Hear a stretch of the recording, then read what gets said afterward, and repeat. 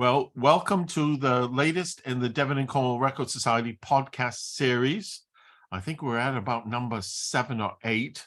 And this morning we have with us John Allan, Exeter Cathedral archaeologist, who has a particular interest in pottery, not just in Devon, but further afield. Welcome, John. Hello, Todd. Now, can you tell me about your new publication? Yes, I've been one of the participants in this exciting new book about Barnstaple, which of course you brought together, and which really is the most useful collection of material regarding Barnstaple's history, which has been achieved so far. It's been a great thing for me because I've had a long-standing interest in pottery, and North Devon features very large in the story, but I never really put anything down on paper in a general way, so it's been my chance to do just that. Well, now, John, we're losing a bit of you when you lean forward, so don't lean forward. Right. Otherwise, you're going to disappear, like North Devon pottery in the Atlantic. Yes. Now, can you tell me a bit about your sources? Because most of our viewers will be historians, some will be archaeologists, but you've got a wide range of sources for this really unusual topic. Well, that's right, and that's one of the fun things about it, that to paint a picture of what the pottery industry was like in the 17th century in North Devon, you need really to draw on 3 different things. One is it's got great documents, and especially the port books for Barnstaple and Biddeford are a marvellous source, full of names of potters and where they sent things.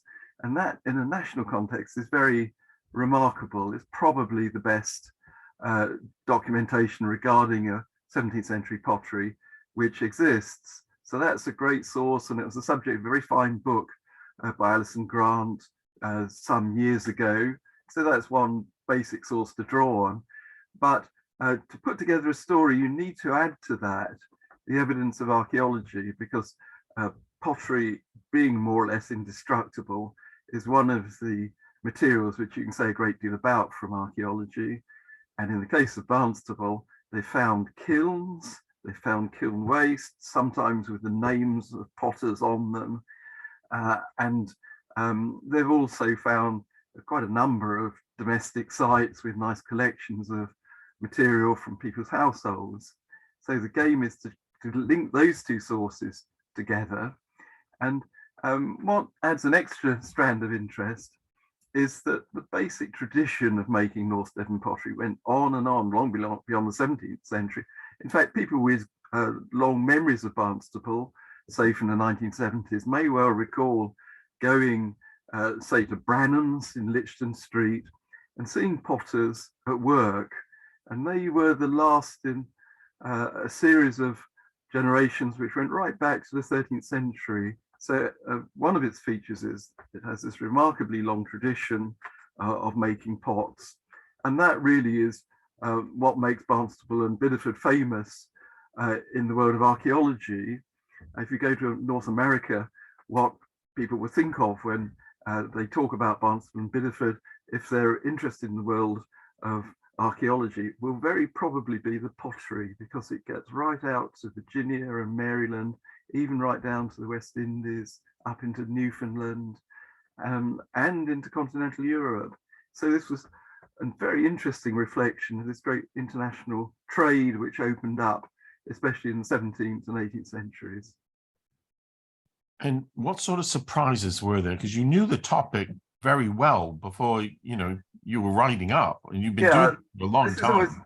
Always the kind of fun thing about research, and that you think you know something, and then when you come to write about it and you try and put your thoughts down and check references and so on, often new things emerge.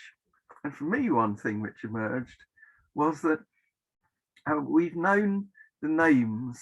If we go back to the time of Charles II and up to the time of Queen Anne, we've known the names over that 30-year period of about 50 potters. And so our thoughts have been, it is quite a big industry.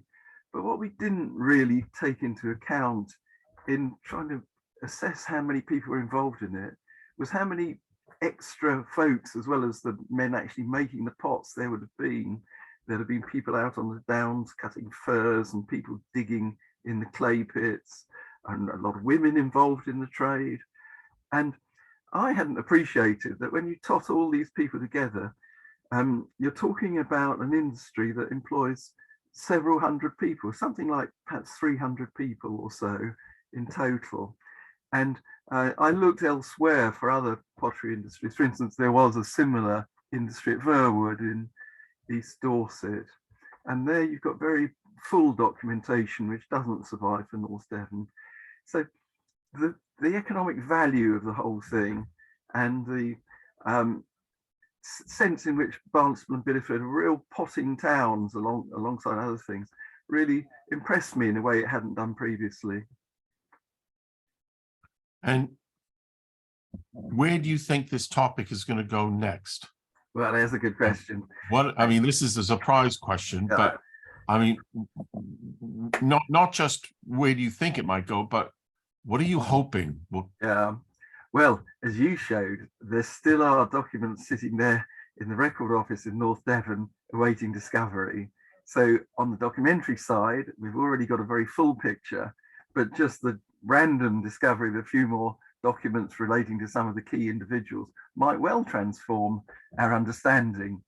But what we hope to do over the next few years on the archaeological side could slot in with that very nicely. Digs went on in the 1970s, in the days when there wasn't much provision for writing things up.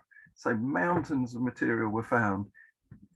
From the early 70s, 200 boxfuls of pot, absolutely loads of stuff were recovered. They've been retained in the museum in North Devon. They've done a great job in looking after it. But we want to get a group of people together to get it published. It's a big job. We haven't got much money to do it, but we do have a museum base, and the museum is tremendously active in the community.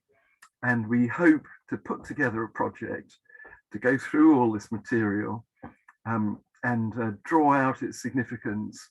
And that would be a huge service for archaeology, but for collectors and people interested in the history of Barnstaple in lots of different directions. So we've got a team together. Alison Mills from the museum is a key member of it all. And the Friends of North Devon Museum are very involved in it. And we're hoping that we shall put together a project which will look through all this marvelous collection and put it into the public domain. Oh, that's really exciting. Well, thank you very much for your time, John, and hopefully the book will do well. I think we're it's a great book. Yeah, I've already persuaded one friend to buy it for Christmas. £20 Christmas present. Very nice thing. Hooray! 999 more to go. Well, it's available, I know, through any bookseller, through Stevens Books Direct, or on Amazon. But thank you very much, John, and happy Christmas. Lovely. Thank you, Todd.